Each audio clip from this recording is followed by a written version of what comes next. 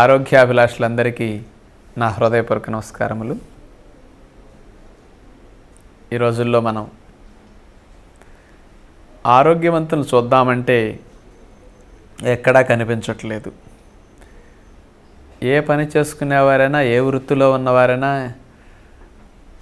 ఏ రకమైన స్థితిలో ఉన్నవారిని చూసినా అనారోగ్యమే కనిపిస్తుంది. అటు చదువుకొని వారి దగ్గర నుంచి చదువుకున్న వారి వరకు డాక్టర్ల సైతం ఎవరిని చూసినా అనారోగ్యకరమైన సమస్యలతోనే జీవనం సాగిస్తూ ఉన్నారు. చివరికి అసలు ఏది మంచి ఆరోగ్యానికి, ఏది ఆరోగ్యానికి చెడు అనే విషయం కూడా స్పష్టత లేకుండా అయిపోయింది ఈ రోజుల్లో.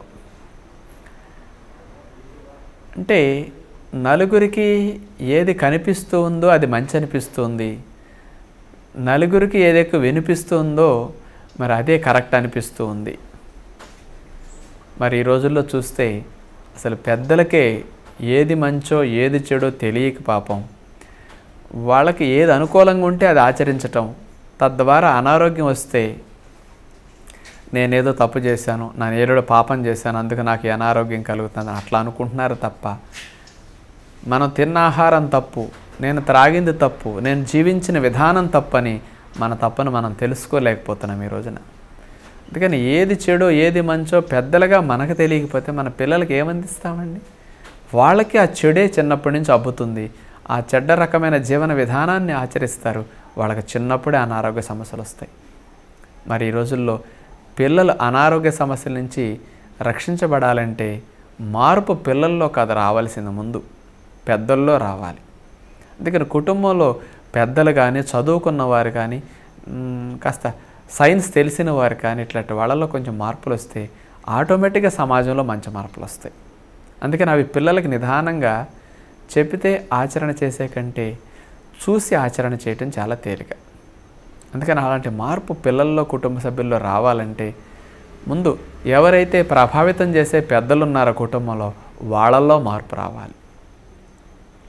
అసలు ముందు వాళ్ళకి తెలియాలి ఏది మంచి ఏది చెడు అనేది. ఇప్పుడు మనం తెలుసో తెలియకో నేర్చుకున్న అనారోగ్య సమస్యలు ఉన్నాయి చూసారా, అలవాట్లు, అలాంటి వాటిని మనం కొన్నిటిని వదలాల్సి ఉంటుందన్నమాట. అవి మనం వదలనంతకాలం మనకు ఆరోగ్యంలో మార్పులు రావు, అనారోగ్య సమస్యలు మనం వదిలి వెళ్ళవు.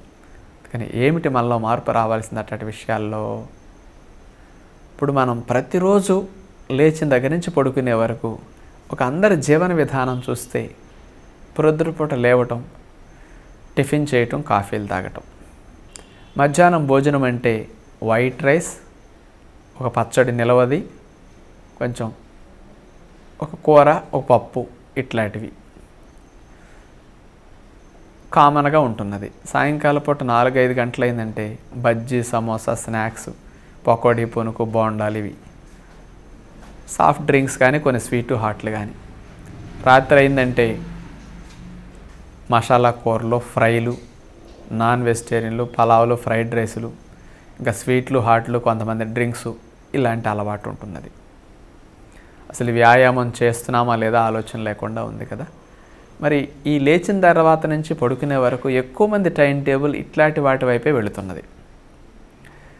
వాళ్ళందరికీ వయసుతో నిమిత్తం లేకుండా సమస్యలు రావటం, అవసరానికి మించి బరువు పెరగటం, శరీరంలో అనేక మార్పులు చోటు చేసుకుంటున్నాయి అట్లాంటి వాటిలో. మరి వాళ్ళందరినీ చూసి మనం ఏ విధమైన మార్పు మనం చేసుకోవట్లా.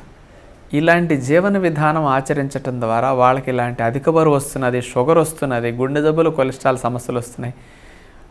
చిన్న వయసులోనే శరీరం బలహీనతకు గురవుతున్నది. ఇవన్నీ వాళ్ళని చూసి మనం ఏమి నేర్చుకుంటున్నట్టు? మరి వాళ్ళు ఏం తప్పులు చేసి జీవించారో ఆ తప్పుల్ని మనం ముందు నుంచి వాళ్ళని చూసి అవే చేసుకుంటున్నాం. అందుకని మనకి అదే నష్టం జరుగుతుంది. మన చూసి మన పిల్లలు అదే తప్పులు నేర్చుకుంటున్నారు, వాళ్ళకి అవే నష్టం జరుగుతున్నాయి. మనకు 60 ఏళ్లలో జబ్బులు వస్తే మన పిల్లలకి 40-35 వచ్చేస్తున్నాయి. 35-40 లోపు పిల్లలకి జబ్బులు వస్తే వాళ్ళ పిల్లలకి 5-10 ఏళ్ళకే జబ్బులు వచ్చేస్తున్నాయి. రాను రాను చూడండి, జనరేషన్స్లో వచ్చే చేంజెస్ కారణంగా వయసు రాకుండా జబ్బులు రావడానికి కారణాలు ఏమిటంటే పెద్దలు చేసిన తప్పుడు పనులు, అనారోగ్యకరమైన అలవాట్లని పిల్లలు వాళ్ళని చూసి నేర్చుకుని అవే కంటిన్యూ చేస్తున్నారు. ఈ పిల్లలు చేసిన తప్పులు వాళ్ళ పిల్లలు వాళ్ళని చూసి అవే తప్పులు కంటిన్యూ చేస్తున్నారు. ఇట్లా మంచి వారసత్వపు లక్షణాలు రావాల్సింది పోయి చెడ్డ వారసత్వం వ్యాప్తి అయిపోతూ ఉంది. చెడ్డ అనారోగ్యకరమైన లక్షణాలు వ్యాప్తి అయిపోతున్నాయి. అందుకని సమాజం ఇట్లా అయిపోతే దేశ భవిష్యత్తు ఏమవుతుందో ఒకసారి ఆలోచించండి. 19-20 సంవత్సరాల ఆంధ్రుడికి షుగర్ వ్యాధి యావరేజ్ని వచ్చేస్తున్నది అంటే మరి ఇంత చిన్న ఏజ్లో డయాబెటీస్ వస్తే 100 సంవత్సరాలు 150 సంవత్సరాల మనిషి ఎట్లా బ్రతకగలుగుతాడండి?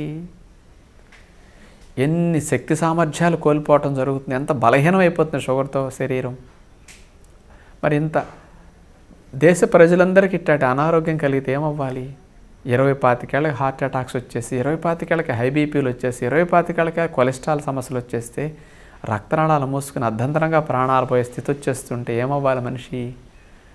అందుకని మనం మంచిని చూసి నేర్చుకోవాల్సింది పోయి ఈ రోజుల్లో చెడు చూసి నేర్చుకుంటున్నాం.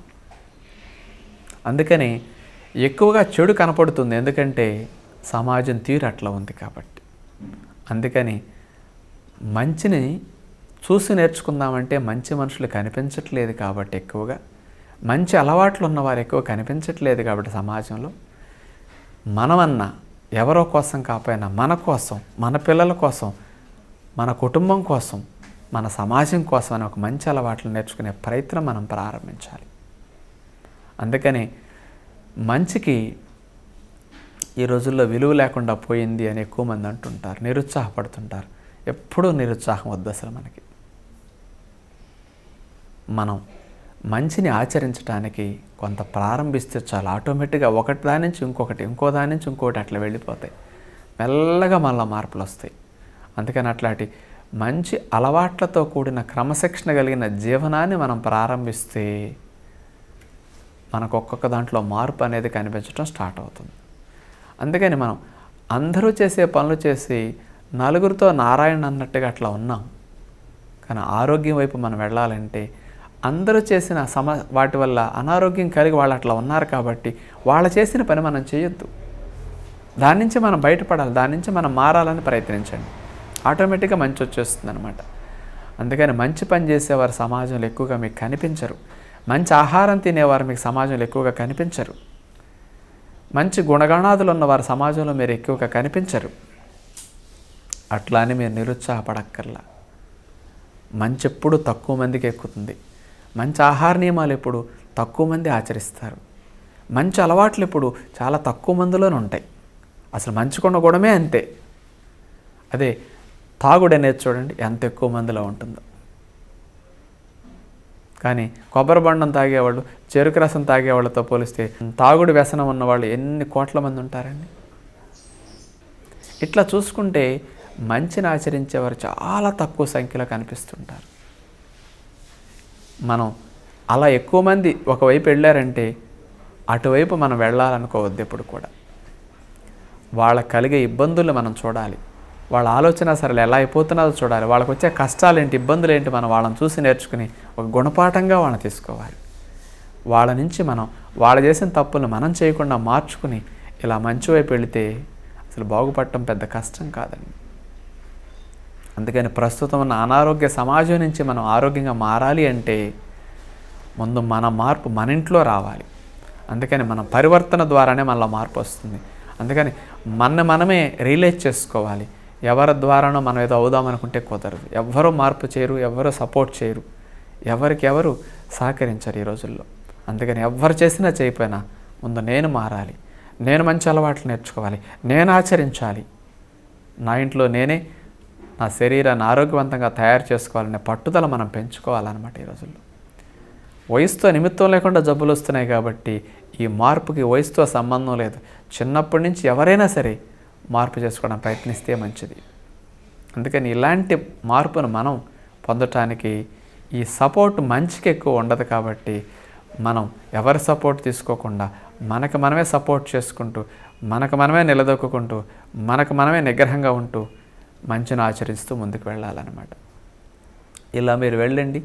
1 సంవత్సరం పాటు మీలో మార్పు వచ్చిందనుకోండి, కొన్ని మంచి అలవాట్లు వచ్చేసరికి మీకు చాలా నమ్మకం కలుగుతుంది. నేను 3-4 మంచి అలవాట్లు ఈ సంవత్సరం ప్రారంభించేసరికి ఇంత ఆరోగ్యంలో మార్పు వచ్చింది, ఈసారి ఇంకొక మంచి అలవాటు స్టార్ట్ చేద్దామని మీకు అనిపిస్తుంది ఇన్స్పిరేషన్తో. నెక్స్ట్ ఇంకో సంవత్సరం ఇంకొకటి 2, ఇట్లా ఒక 4-5 ఏళ్ళు 5-6 ఏళ్ళు కష్టపడితే చూడండి ఎన్ని మంచి అలవాట్లు మనకు ఆచరణ అయ్యి తద్వారా ఎన్నో మార్పులు మన శరీరంలో చోటు చేసుకుని చక్కటి ఆరోగ్యాన్ని మనం పెంపొందించుకోవడానికి అవకాశం కలుగుతుంది. అందుకని సమాజంలో మందులు లేక కాదు, హాస్పిటల్స్ లేక కాదు, డాక్టర్స్ లేక కాదు ఆరోగ్యం తరిగిపోతున్నది. మంచి అలవాట్లు లేక, ఒక క్రమశిక్షణ కలిగిన జీవనం లేక మనకి సమస్యలు వస్తున్నది.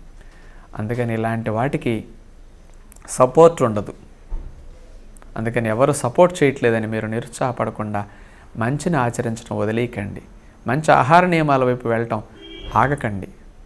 అందుకని మనం ఇలాంటి జీవన విధానాన్ని మార్చుకుని ఆచరించడానికి ప్రయత్నం చేస్తే సహజంగా ఆరోగ్యాన్ని పొందటం పెద్ద కష్టం కాదు. అందుకని ఇన్ని సంవత్సరాలుగా మనం కోల్పోయిన ఆరోగ్యాన్ని తిరిగి పొందడానికి పెద్ద ఎక్కువ కష్టపడక్కర్లా. కాస్త ధైర్యంతో మంచి ప్రాక్టీస్ని ఇట్లా చేసుకుంటూ వెళ్ళిపోతే ఆటోమేటిక్గా వచ్చేస్తుంది అన్నమాట. అందుకని మీలో చాలామంది ఇలాంటి విషయాలు ఆచరించేటప్పుడు ఎక్కువ మంది చేయట్లేదు కదా, ఎక్కువ మంది సపోర్ట్ చేయట్లేదు కదా, ఎక్కువ మంది మంచి అంటలేదు కదా అని నిరుత్సాహపడుతూ వీళ్ళు ఆచరిద్దామనుకున్న దాన్ని కూడా నిరుత్సాహపడి వదిలేస్తూ వీళ్ళు కూడా వెనక్కి వెళ్ళిపోయి మళ్ళీ మామూలుగా జీవిస్తూ ఉంటారు. మనం అట్లా వెళ్ళిపోతే జీవితంలో ఎప్పుడూ బాగుపడలేం, ఎప్పుడూ ఫెయిల్ అవుతూనే ఉంటాం. అందుకని అలా మనం జరగకుండా చక్కగా ఆచరిస్తూ మంచి అలవాట్లు నేర్చుకుంటూ మన కోసం, మన కుటుంబం కోసం, మన పిల్లల కోసం అన్న మన స్ట్రాంగ్గా ఉండాలని నిర్ణయం తీసుకోండి. ఆటోమేటిక్గా మీరు ముందుకు వెళ్ళిపోతారు. మరి ఇట్లాంటి మంచి ఆరోగ్యాన్ని పొందడానికి మీరు చక్కటి ఆచరణను కొనసాగించాలని మీ అందరినీ కోరుకుంటూ, ఇప్పుడు ఎంతోమంది ఆరోగ్య సాధకులు అందించే మంచి అలవాట్ల ద్వారా పొందిన ఆరోగ్యాన్ని ఎలా అనుభవిస్తున్నారో వారి మాటల్లోనే మీరు వినండి. నా పేరు మోహన్ రావు, నా భార్య పేరు లక్ష్మి. మేము 15 రోజుల ప్రోగ్రాం కోసం వచ్చాము.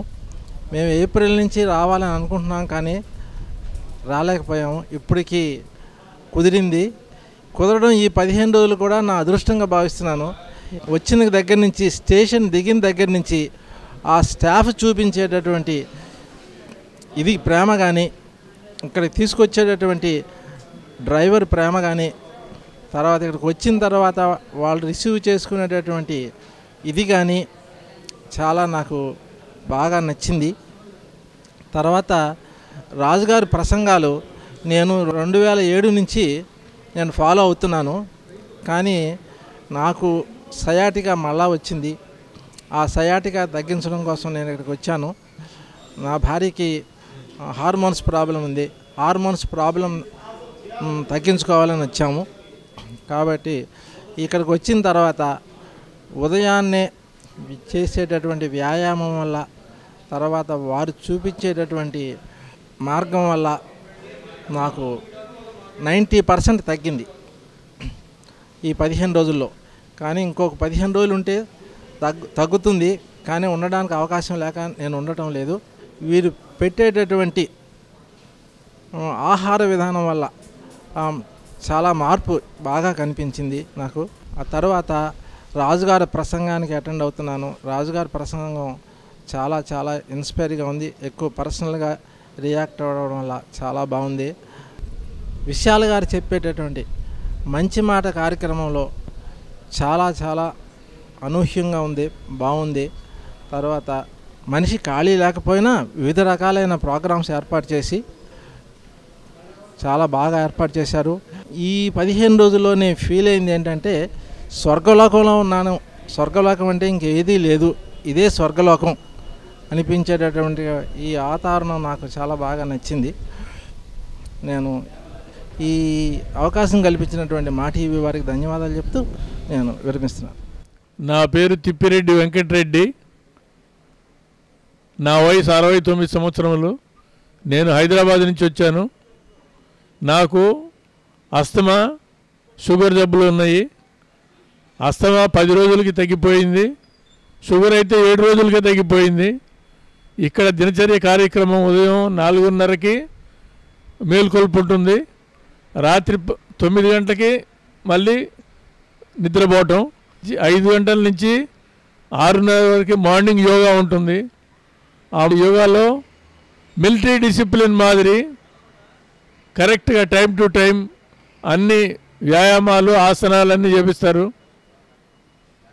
నా భార్య కూడా వచ్చింది, ఆమె కూడా బాగానే ఉంటుంది. ఇక్కడ మంత్రి సత్యనారాయణరాజు గారు, విశాలి గారు చాలా బాగా చూస్తారు. వాళ్ళే కాదు, స్టాఫ్ అంతా కూడా చాలా బాగా చూస్తారు. భోజన సదుపాయాలు అన్నీ, మొలకెత్తిన విత్తనాలు అవన్నీ ఉంటాయి. వాటితోటే ఆహారంతో ఆరోగ్యం సమకూరుతుంది. మా టీవీ వారు ఇదంతా కల్పించినందుకు చాలా థ్యాంక్స్. నా పేరు కె మదన్ మోహన్, మాది కర్ణాటక, చిక్బల్లాపూరు.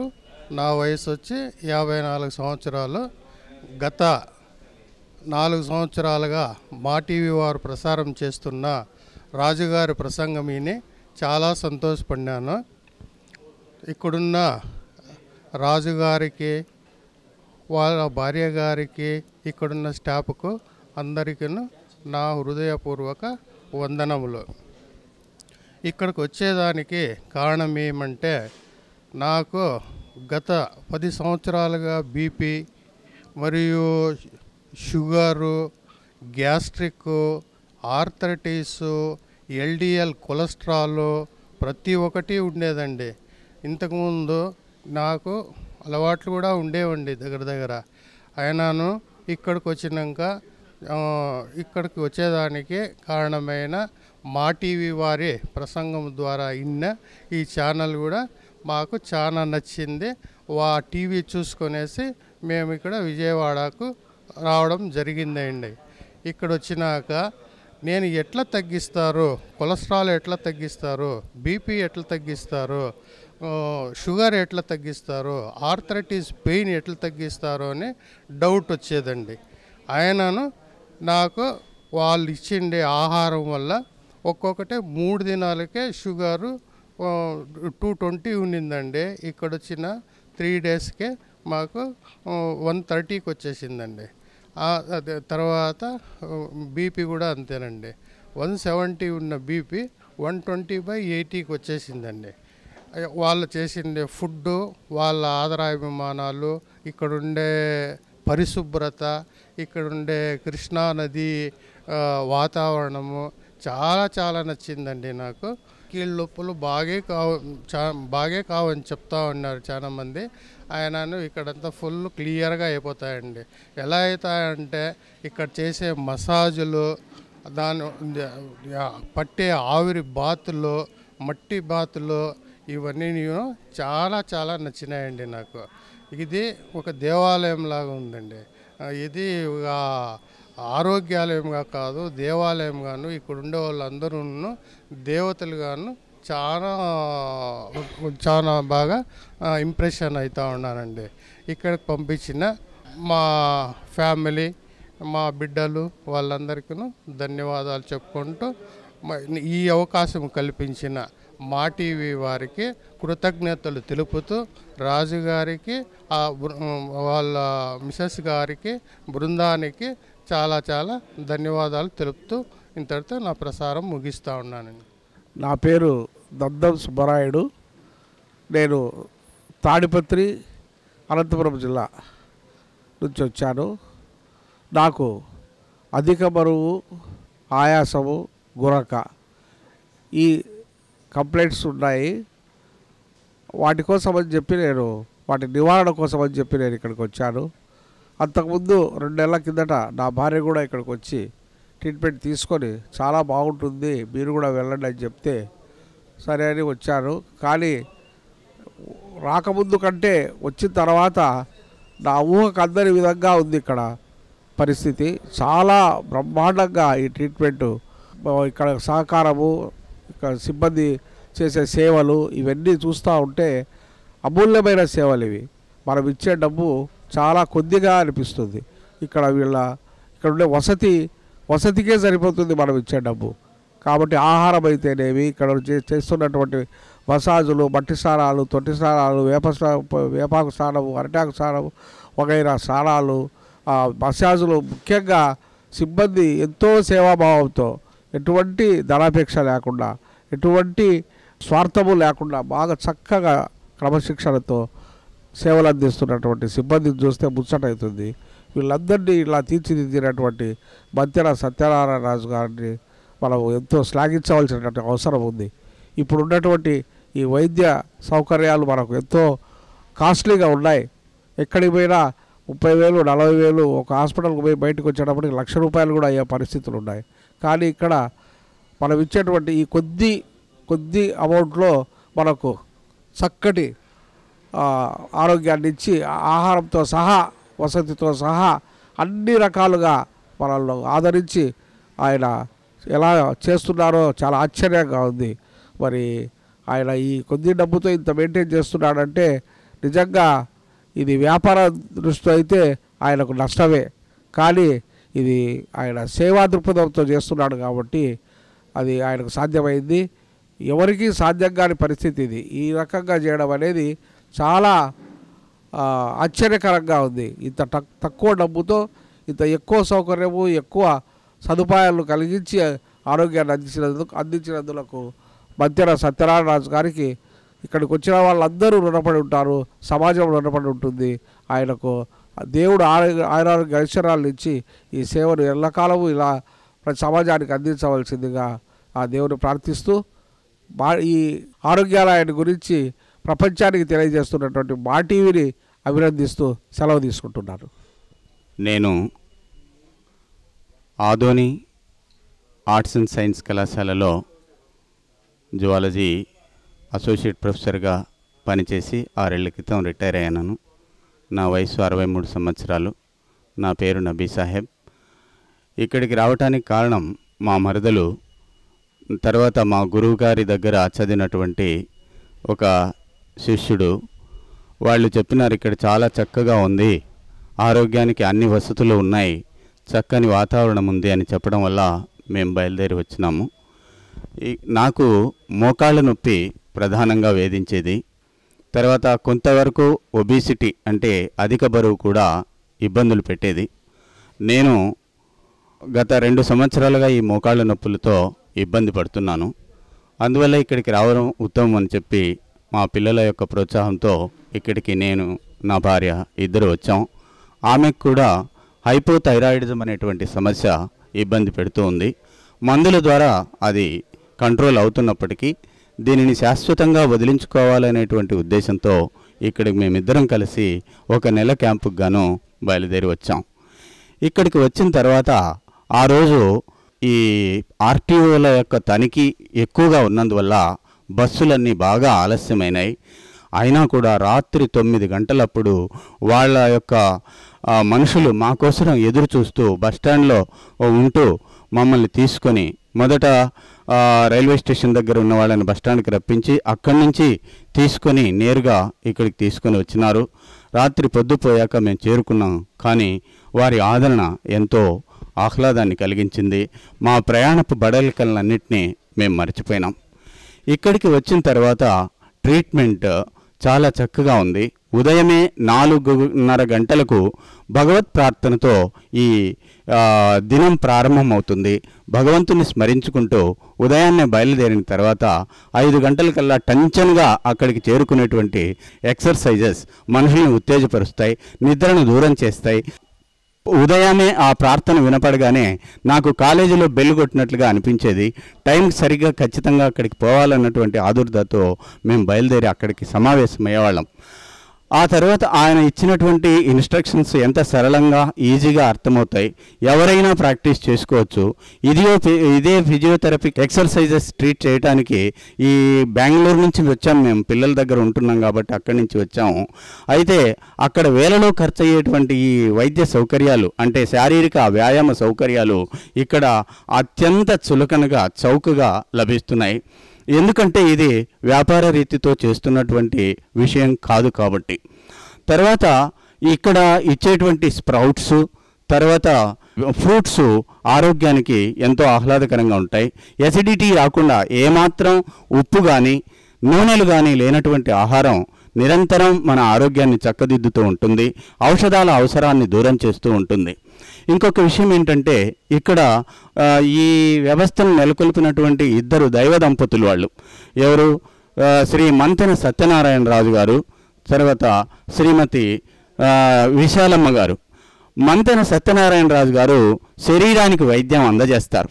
ఆయన సాయంత్రం 7 గంటల నుంచి 9 గంటల దాకా ఇచ్చేటువంటి ఆహార విషయాలపైనటువంటి ఉపన్యాసాలు మనుషులకు చక్కగా మనసుకు హత్తుకునేటట్లు ఉంటాయి. అంతేకాదు సోమరిపోతులకు అప్పుడప్పుడు వాటిని అవలంబించకుండా ఎగవేసే వాళ్ళకి చక్కటి చురకలు అందిస్తూ అందరినీ హాస్య ధోరణిలో ముంచుతూ వారు చెప్పేటువంటి విధానం, గొప్ప టీచరు మాకు ఆయన ముఖంలో కనపడతాడు, గొప్ప తత్వవేత్త ఆయన ముఖంలో అగుపిస్తాడు. ఆయన భాషణల్లో హత్తుకొనిపోయేటువంటి సంభాషణలు ఉన్నాయి. తర్వాత ఆయనకు తగినటువంటి జోడి విశాలమ్మ గారు. ఈయన శరీరానికి వైద్యాన్ని అందిస్తే విశాలమ్మ గారు మనసుకు వైద్యాన్ని అందిస్తుంది.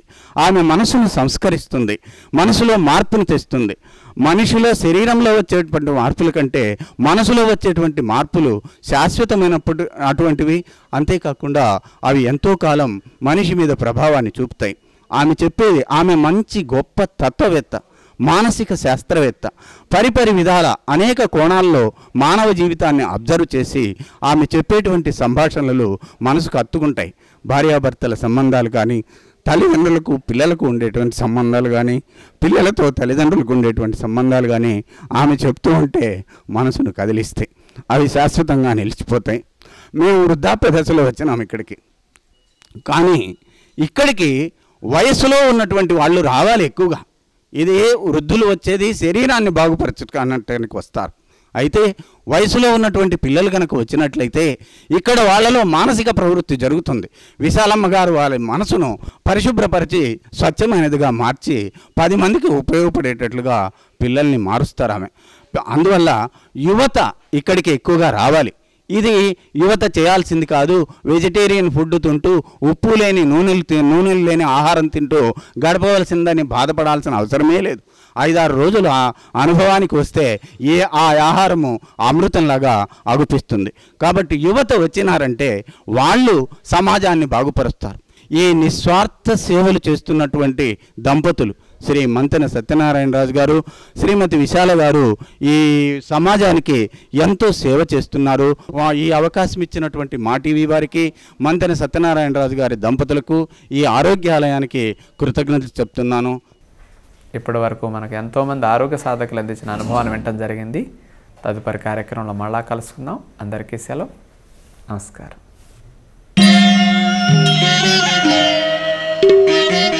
Thank you.